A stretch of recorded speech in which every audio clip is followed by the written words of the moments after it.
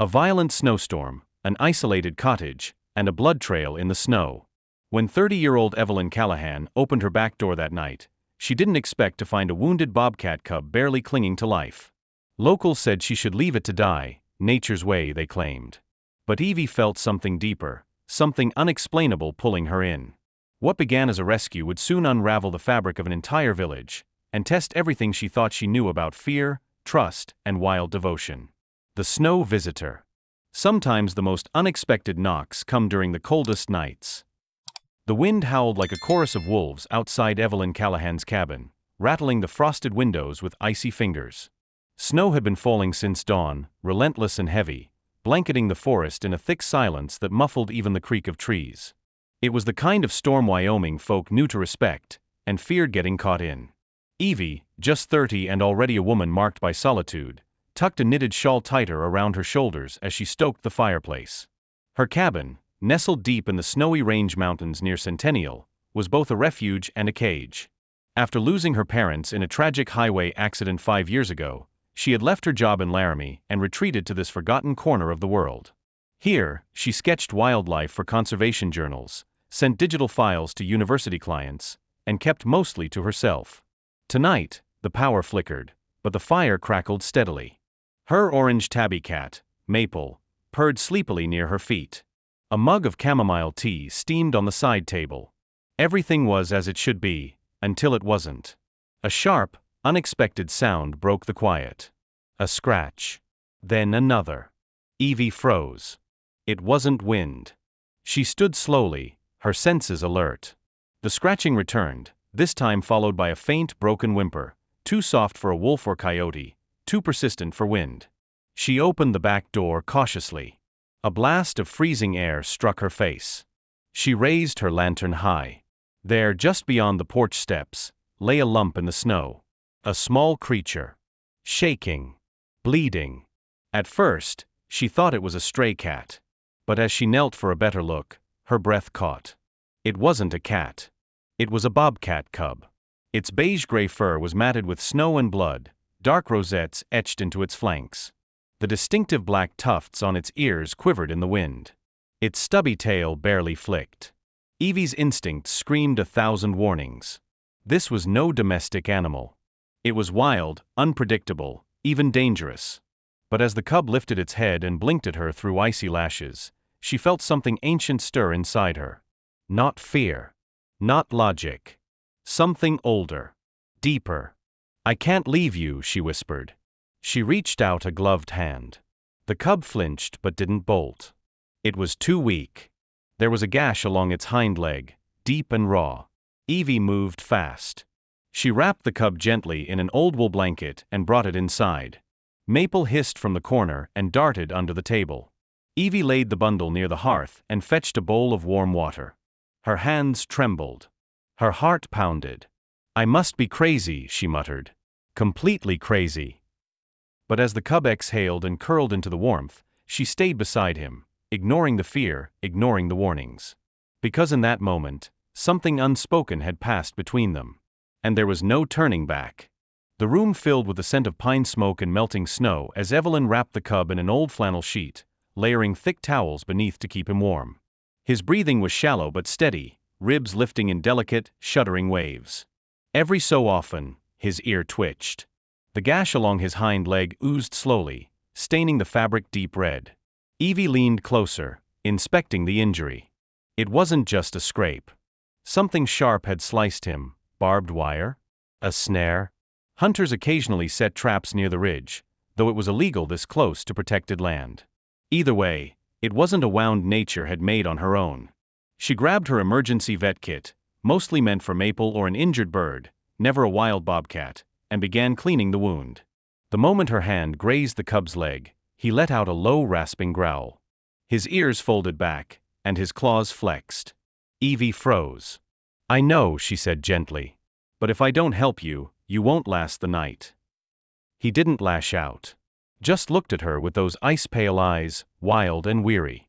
The kind of look that didn't belong to a kitten. It belonged to something born in winter, shaped by mountains and silence. With slow, practiced movements, she flushed the cut and wrapped it tight with gauze. She whispered to herself more than to him, "You're just a baby. How did you end up here?" Afterward, she sat back on her heels, staring at him.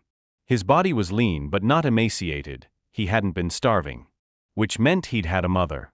Or siblings. But there was no sign of them now. The wind howled harder outside, snow pounding against the windows in bursts. No one was coming. No other animal would survive long in that cold, not like this. Evie stood and stepped into the kitchen. She thawed a small packet of ground turkey from her freezer, cooked it plain, then placed a bowl near the cub. He sniffed at it suspiciously but didn't move. Still too weak. She took a spoonful and held it near his muzzle. To her surprise, he licked it. Then again. A few more, slower laps. Enough to keep him going.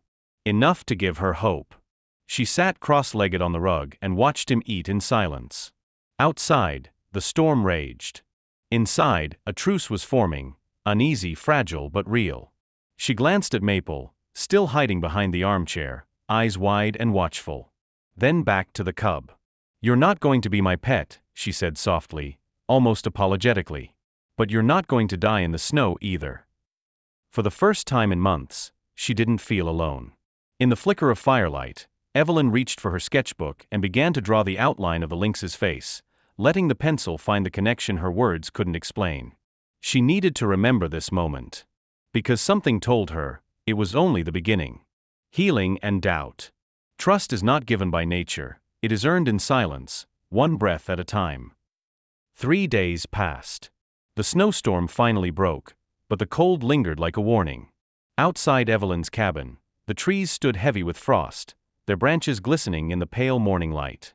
But inside, the air was warm and still, charged with something both fragile and profound. The bobcat cub, now healing, rested in a thick pile of blankets beside the fireplace. The swelling in his leg had gone down, though he still limped when he moved. He didn't growl anymore when she approached.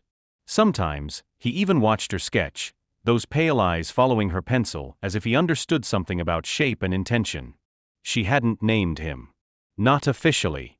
But in her mind, she called him Birch, after the trees just outside the porch where he had collapsed. Young, soft, but resilient. Born of cold earth and harsh wind. Each morning, Evelyn thawed meat in a cast-iron pan and slid the bowl near him without making eye contact. Wild animals didn't appreciate staring. He'd glance once, then eat in silence, occasionally lifting his head as if deciding whether she was worth fearing. He never hissed. Maple, her tabby cat, had declared Birch a threat on day one and had since relocated her kingdom to the top of the bookshelves. From there, she watched every move like a fuzzy orange hawk. Evelyn didn't blame her. This wasn't natural. She knew this shouldn't be happening. And neither did the village. By the 5th day, the trails had thawed enough for her to drive her battered Toyota Tacoma down into Centennial. The town was small, less than 300 people, and news traveled faster than wind through pine needles. At the general store, Carl Fenwick was already waiting. Carl was in his 60s, tall with a stooped back from years breaking horses. His flannel jacket was always too thin for the weather, but his opinions burned hot enough to keep him warm. "You've got a what in your house?" he asked, his tone sharpened by disbelief. Evie kept her voice steady. "It's a cub. Injured. Couldn't leave him out there." Carl's jaw twitched. "That ain't a raccoon you brought in, Evie. It's a bobcat. Or lynx. Either way, wild. Illegal. Dangerous." "He's just a baby," she said. Carl leaned forward. "And babies grow teeth. What if it turns on you? Or someone else? You think instincts go away just 'cause you feel sorry for it." A few other customers had begun to listen in, the postmaster, a teenager from the diner, an older couple buying firewood. Eyes drifted toward Evie, the quiet girl in the woods with the sketchbooks. Most people liked her. Or at least pitied her. Now they looked at her like a story unfolding too fast. Carl shook his head. "I'll be calling the game warden. Not to be mean, just, someone's got to draw a line." Evie didn't answer. She paid for her groceries and left, her hands trembling around the paper bags. That night, back at the cabin, Birch approached her for the first time without coaxing. She had just finished boiling strips of chicken when she felt his paw press lightly on her boot. He wasn't begging, he was studying her. His head tilted, whiskers twitching as if trying to read her thoughts. She crouched slowly. He didn't move. "I'm not sure we have much time," she whispered. He blinked once, slow. The kind of blink Maple gave her when they understood each other. Then he turned and limped back toward the fire. The next morning, she found a newspaper clipping slid under her door. Wildlife interference. Local officials remind public that feeding or housing wild animals can result in fines or forcible removal. No name. But she didn't need one. She folded the paper, tucked it into her journal, and fed Birch in silence. A week passed. Then 2. The wound healed. Birch began to stand stronger, test his weight, stretch his body like he was waking from a long, terrible dream. He still limped slightly, but he explored now. He prowled near the windows, stared out at the forest with a look that made Evelyn's heart twist. A look that said, "I'm not supposed to stay here forever." And yet, he never left. Every morning, the cabin door stood cracked open. Just enough that he could slip out if he wanted. Evelyn left meat outside too. Fresh water in a bowl by the steps. A path led down to the woods, wild and calling. But every evening, Birch returned to the hearth. To the firelight. To her. One night, while drawing by lantern light, she heard the soft thump of his paw against the rug. He sat beside her chair, not touching, just close enough. She turned a page in her sketchbook and drew him as he was now, stronger, brighter, calmer. And in the stillness, she whispered, "You're not mine, Birch. But I think we're meant to be something, together." That night, he fell asleep with his head near her foot. The next day, someone knocked on her door. The knock was firm. Not the hesitant kind of a curious neighbor or the light tap of a delivery. This was the knock of authority. The kind that made your breath catch before your feet moved. Evelyn opened the door slowly, the morning sun casting a cold beam across the porch. Standing there, wrapped in a thick green parka and wearing the unmistakable badge of the Wyoming Game and Fish Department, was Officer Lena Garrison. Lena was younger than Evelyn expected, maybe late 30s, lean with short black hair tucked under a beanie, and sharp eyes that missed nothing. She wasn't smiling. "Ms. Callahan?" she asked. Evie nodded, her voice calm. "Come in. I know why you're here." Inside, the fire was going, soft smoke curling from the chimney. Birch lay curled beside the hearth, his eyes opening at the sound of the stranger's boots but his body staying still, watching. Not frightened, aware. Lena stopped short at the sight of him. Her breath visibly caught. "Well, I've seen plenty of bobcats. But never one sitting like that in someone's living room." Evie didn't respond right away. She stood beside the fireplace, one hand resting on the edge of the mantel. "I didn't go looking for him," she said. "He came to me. During the storm. He was bleeding. He would have died." Lena pulled a notebook from her coat pocket and flipped it open. "There's been a complaint. Multiple, actually. One official. Several." Whispered. "Carl Fenwick," Evie said flatly. Lena didn't deny it. "There are state regulations," she continued, eyes flicking to Birch. "You know it's unlawful to harbor wild animals without proper permits. Especially predators. He's not a predator to me." "That doesn't matter. Not legally." They stood in silence for a long moment, the crackle of fire filling the space. Lena stepped closer, cautious, crouching down just far enough to look at Birch without provoking him. He lifted his head but didn't growl. "He doesn't look aggressive," she murmured. "But still. If he scratches a kid, or bolts into traffic, people panic. You know how it goes." "I've left the door open every day," Evelyn said. "He can go whenever he wants. And yet here he is." Lena straightened. "Look, Evie. I'm not here to drag him away in a cage. I'm not the villain. But I have to file a report. You'll probably get a visit from Wildlife Services in Laramie. They'll evaluate. Recommend rehab, maybe relocation." Evie's face hardened. "Rehab for what? Healing too well." Lena didn't argue. "Just, be ready. They'll want to see him for themselves." That night, Evie barely slept. Birch moved quietly through the cabin, more alert than usual. He must have felt the shift, the ripple in her breath. Something was changing, and not for the better. The next few days passed like brittle pages in a book you didn't want to finish. She took Birch outside in the early mornings, letting him walk the forest perimeter with her from a distance. His gait was stronger now, tail flicking with new energy. A rabbit darted past once, but Birch didn't chase. He watched it go, ears twitching, but didn't give in. Maybe, just maybe, the wild had softened in him. Or maybe he was simply choosing something else. Back in town, things were colder than the weather. People she'd known for years avoided her at the post office. The clerk at the co-op barely made eye contact. Even Mario, the kid who bagged her feed, hesitated before asking, "Is it true what Carl said? That you let it sleep in your bed?" She didn't answer. She didn't owe them that. But the whispers grew teeth. On the fourth morning, a knock came again. This time it wasn't a ranger. It was Addie Slade, her old neighbor from 3 miles down the road. Late 50s, brisk, and always wrapped in layers of wool and opinion. But Addie wasn't angry. She was crying. "My niece," she said breathlessly. "She's gone. She wandered off this morning while I was bringing in firewood. She has this habit of following the snow trail." Evie felt the chill go straight through her chest. "Where?" "North Slope.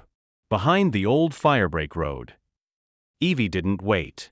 She grabbed her coat, her boots, and turned back toward the fire. Birch was already standing. "Stay," she said instinctively. But as she opened the door, he slipped past her legs and into the snow. She didn't stop him. They hiked fast, Addie trailing behind, her sobs slowing her pace. Evie's boots punched through soft snow. Birch moved ahead, silent, smooth, low to the ground. His nose worked the air. His ears turned toward something only he could hear. Then he stopped. Just past a thicket of fallen trees. Evie rushed forward, and saw her. A small bundle in a pink parka, curled at the base of a pine, lips blue, cheeks red with windburn. Alive, but barely. Evie dropped to her knees and wrapped the girl in her coat. She looked up. Birch was standing watch. Not close, but near enough. His tail flicked once. Then he turned and walked back the way he'd come.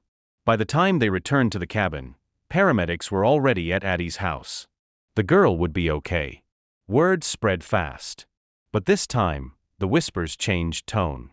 The next day, Evie found a note slid under her door. "He's not a monster. Maybe you aren't either. CF." She smiled without meaning to. The fire crackled, warm and defiant. And Birch? He sat on the porch like a sentinel, watching the woods, waiting for what came next. The fire and the hunt. The wind shifted suddenly that morning.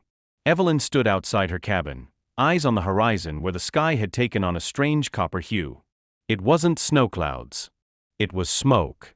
A column of it rose slowly behind the northern ridge, far too close for comfort.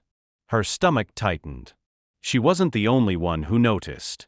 Birch stood stiffly at the edge of the porch, ears pinned forward, muscles tense. A low rumbling growl vibrated in his throat, not aggression, but alert. Evie grabbed her coat and jogged to the truck, pulling the radio from the glove box. Static crackled for several seconds before she caught the faint voice of a volunteer from the Centennial Fire Watch. "Flare-up confirmed near Dawson Creek. Looks like it started from an abandoned hunting cabin. Dry wood. Open flame. It's moving fast." Her heart dropped. Dawson Creek wasn't more than a few miles north. Worse, it backed directly onto Carl Fenwick's ranch. Evie threw the gear into the bed of her truck and slammed the door. She didn't have time to wait for an evacuation order. Carl had livestock up there, and no family nearby. He was stubborn, half-deaf, and likely had no idea the fire was even coming. As she started the engine, Birch leapt into the truck bed without hesitation. "No," she said sharply. "You stay." But he didn't move. His eyes locked onto hers, calm but certain. And something inside her gave in. They drove fast. The dirt roads had begun to thaw, slushy under the tires, but she pushed the truck hard until the smoke grew thicker, darker. It rolled through the pine trees in oily waves. The air smelled of burning sap and ash. When they reached Carl's property, the flames were already chewing the edge of his upper pasture. Horses galloped in panic. A barn was beginning to glow orange, its roof catching from a nearby tree that had gone up like a matchstick. Carl was out front with a shovel, shouting curses at the fire like it was a thief breaking into his home. Evie leapt from the truck. "Carl, you've got to get out of here now." But he didn't hear her. Or maybe he just refused to listen. Then she saw it. One of the draft horses was trapped, tangled in fencing at the far side of the corral, its eyes wild with terror, the fire only yards away. She didn't think. She just ran. And Birch? He was already ahead of her, bounding through the rising smoke like he belonged in it. They reached the horse just as a flaming branch cracked overhead and dropped to the dirt nearby. The air shimmered with heat. Evelyn's lungs burned. Her fingers fumbled at the wire while Birch darted between her and the edge of flame, as if guarding her. "Come on," she gasped, voice hoarse. And just then, the horse broke free. They all ran, hooves, boots, paws, back through the smoke, the forest behind them turning to fire. The smoke thickened behind them, swallowing the sky in black and orange as Evelyn, Carl, the horse, and Birch stumbled out of the burning pasture. Carl dropped to his knees in the mud, coughing and wheezing, his face streaked with ash. Evie bent beside him, helping him sit upright. "I tried to stop it," he rasped between breaths. "Tried to cut a break, but it moved too fast." She nodded, barely able to speak herself, chest burning. Her hair smelled of smoke. Her boots were scorched at the toes. But they were alive. The horse, trembling and slick with sweat, pawed nervously at the ground. Birch stood just a few feet away, his sides heaving, fur matted with soot and heat. His tail was low, his ears flat, but his eyes stayed sharp. He hadn't run. That realization hit Evelyn like a second wind. He could have bolted. Instinct should have driven him into the wild, to escape, to survive. But he had stayed. Not out of fear. Not out of confusion. Out of choice. The sirens came next, 2 volunteer trucks from town, men in heavy gear pulling out hoses and shouting orders. Addie was there too, running toward them with blankets and bottled water. Carl tried to stand but wobbled. Addie reached him first. "You're a damn fool," she scolded through tears. "You're lucky she showed up." Carl didn't argue. He looked at Evelyn, then at Birch. "That animal," he said, voice hoarse. "That animal saved my life." Evelyn followed Birch to the edge of the field where the fire crews worked to contain the last flames. He watched from a distance, head low, almost reverent. The trees he'd once stared at with longing were now blackened skeletons, crackling softly as they collapsed into ash. He'd come from that forest. And yet he hadn't run back to it, not even when it burned. She knelt beside him. Her hand hovered near his shoulder, then rested gently on his back. "I thought you were born of snow," she whispered, "but maybe you were made for fire."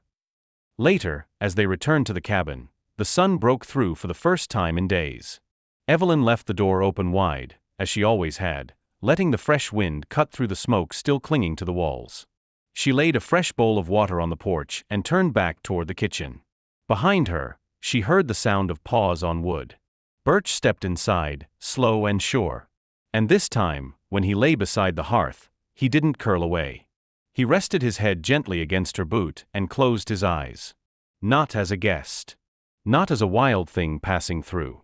But as something else. Something that had chosen to stay. Not just a wild animal. The fire made the local news. Not because of the damage, though a few acres of timber were lost, and Carl's barn had burned to the ground, but because of the rescue. A wild bobcat had saved 2 people and a horse. A creature feared and misunderstood had stood guard at the edge of flames.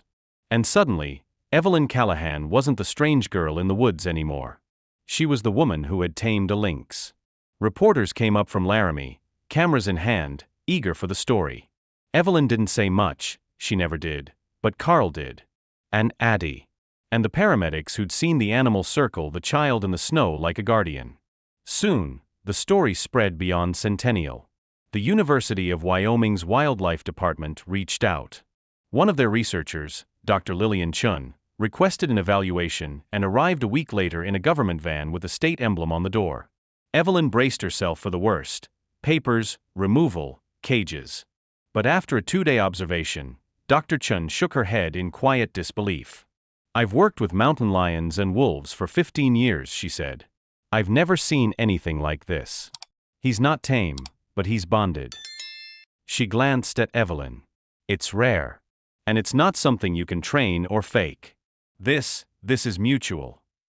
The report was filed. 2 weeks later, Evelyn received a certified letter from the Wyoming Game and Fish Department. Inside was a special exception license, a legal permit granting her ongoing care privileges for one bobcat, non-releasable due to human dependency, under regular wildlife supervision. There were restrictions, of course. No public display. No travel across state lines. No commercial use. But it didn't matter. Birch was home. To celebrate, Evelyn did something she hadn't done in years. She invited people over. Just a few at first: Addie, Carl, and Dr. Chun. They gathered around her kitchen table, sipping cider, warmth rising from the wood stove, the smell of pine and cinnamon in the air. Maple lounged on the back of a chair. Birch lay near the fire, occasionally lifting his head to blink at the conversation, then resting again. Evelyn showed them her drawings, dozens of them.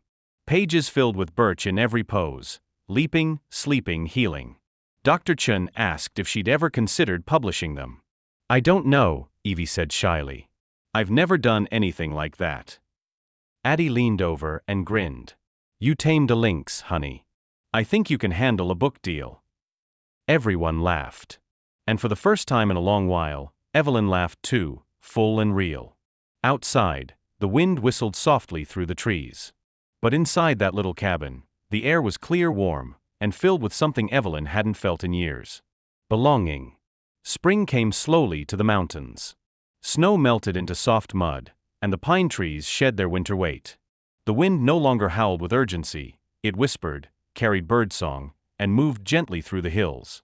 Evelyn opened the door each morning as she always had. Out of habit. Out of hope. Birch would step onto the porch, stretch, sniff the air, and watch the forest with thoughtful stillness. Occasionally, he would pad a few yards into the trees. But he never strayed far. By now, Evelyn had stopped expecting him to leave. Not because he couldn't, but because he hadn't. He had healed. Grown.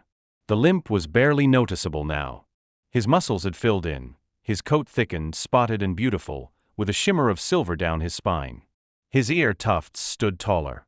His eyes, though still wild, had softened. He wasn't a cub anymore.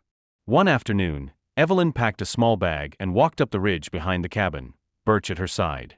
She carried her newest sketchbook, a thermos of tea, and a folded canvas blanket.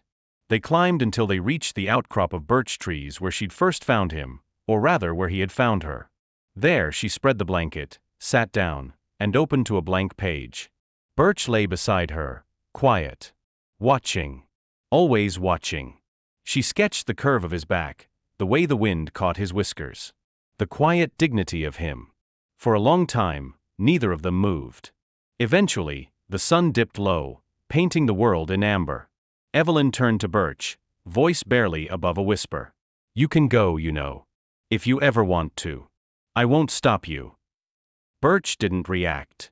He just blinked slowly, then leaned his weight gently against her arm before resting his head on her lap. And in that moment, she understood. He had already chosen. The wild would always be part of him, but so would this. So would she. Weeks later, Evelyn mailed her manuscript to a small publishing house in Jackson Hole.